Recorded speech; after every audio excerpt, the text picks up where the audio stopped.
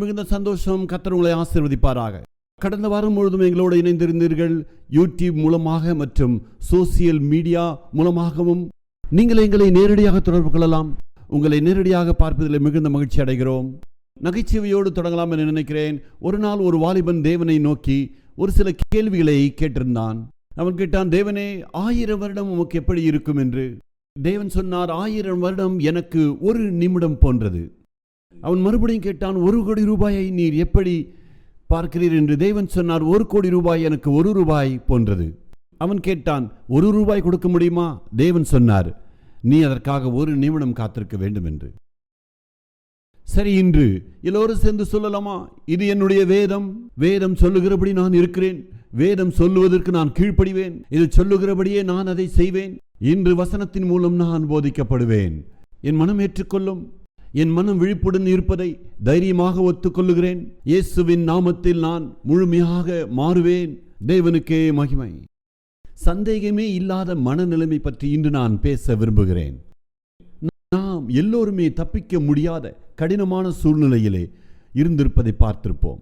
என்னுடைய எதிர்கால கனவு எப்படி நிறைவேறும்? என்னுடைய குடும்பம் எப்படி கட்டப்படும்? முழுமையாக சாத்தியமே இல்லாத போது கண்டிப்பாக நாம் சந்தேகப்படக்கூடிய சூழ்நிலை ஏற்படும். நாம் கவனமாக இல்லை என்றால் வாழ்க்கை முழுவதும் கவலையுடன் வாழ நேரிடும். பவுல் எபேசியரிலே என்ன சொல்லுகிறார்? நீங்கள் வேண்டிக் கொள்வதற்கு முன்பே உங்களுக்குள்ளே கிரியை செய்கிற அந்த மகா வல்லமையை ஒருபோதும் சந்தேகிக்க வேண்டாம் என்று பவுல் நிருபத்திலே சொல்லுகிறார். ஒருபோதும் நாம் உணர்வை சார்ந்து சந்தேகிக்காமல் இருக்கவே முடியாது. நம்முடைய மருத்துவ ரிப்போர்ட் என்ன சொல்லுகிறது? நம்முடைய நிதி பற்றாக்குறையை பற்றி நாம் சந்தேகிக்கத்தான் செய்கிறோம். நாம் இருக்கக்கூடிய சாத்தியக்கூறுகளை வைத்து இது என்னால் முழுமையாக முடியாது என்று சொல்லிவிடுகிறோம். ஆனால் தேவன் என்னை ஒருபோதும் சந்தேகிக்க வேண்டாம் என்று சொல்லுகிறார். என்னுடைய வல்லமையை நீ சந்தேகிக்க கூடாது. பூட்டி இருக்க கதவை தேவன் திறக்க கூடுமா என்று சந்தேகிக்க கூடாது. மெடிக்கல் ரிப்போர்ட் இப்படி சொல்லுதே, எனக்கு சுகம் கிடைக்குமா என்று நீங்கள் சந்தேகிக்க கூடாது. தேவன் எனக்காக சரியான மனிதர்களை கொண்டு வர மாட்டார் என்று நீங்கள் எண்ணம் கொள்ளக்கூடாது. உங்கள் பிள்ளைகளுடைய தவறான நடவடிக்கை நிமித்தம் நீங்கள் மிகுந்த அழுத்தத்தினாலே தூக்கம் வராமல் தவிக்கலாம். தேவன் அவரை மாற்றுவார் என்று நீங்கள் நம்ப வேண்டும்.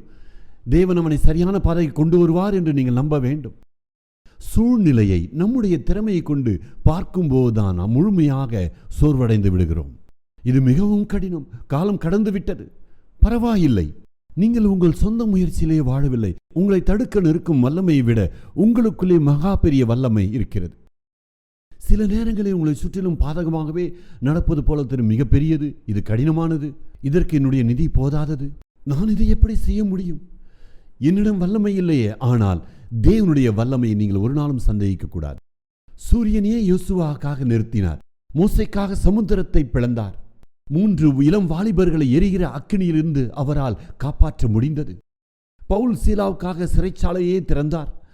லாசருவை உயிரோடு எழுப்பினார். மிகுந்த பயந்தவர்களாக இருந்தவர்கள் மத்தியில் இருந்து ஒரு வாலிபனை, கிதியோன் என்னும் வாலிபனை எழுப்பி முழு இஸ்ரவேலை ரட்சித்தார். என்னுடைய தாயாரை கொடிய கேன்சரிலிருந்து காப்பாற்றினார். பேஸ்கெட் பால் கிரவுண்டை சபைக்காக தேவனே எங்களுக்கு கொடுத்தார். வசனம் சொல்லுகிறது, தேவனாலே ஆகாத காரியம் ஒன்று உண்டோ என்று கேட்கிறது. ஒருவேளை நீங்கள் இப்போது பார்க்கும்போது சூழ்நிலை மிகவும் கடினமாக இருக்கலாம். உங்களுடைய சூழ்நிலையை நீங்கள் எவ்வாறு உணர்கிறீர்கள் என்பதை குற்றப்படுத்தவில்லை. தேவனுடைய வல்லமையை நீங்கள் சந்தேகிக்க கூடாது. சிருஷ்டிகர்த்தருடைய வல்லமையை நாம் ஒருபோதும் சந்தேகிக்க கூடாது. இந்த கடினமான சாத்தியமற்ற சூழ்நிலை தான் தேவன் உங்கள் வாழ்க்கையிலே கிரியை செய்ய அனுமதிக்கிறது. என்னால் இது முடியாது, ஆனால் தேவனால் இது செய்ய முடியும் என்று நீங்கள் நம்பும்போது உங்களுடைய சந்தேகம் முழுமையாக மாறிவிடும். என் தந்தை மரித்த பிறகு நான் போதகராக மாறின பின்பு இது என்னுடைய தலைக்கு மேலே பாரமாயிருப்பதை உணர்ந்தேன். எனக்கு சரியான பயிற்சியோ அனுபவமோ கிடையாது. என் தந்தை போல ஆளுமையோ வல்லமையோ எனக்கு கிடையாது. ஆனால் நான் அமைதியாகவும் அடக்கமாகவும் இருந்தேன்.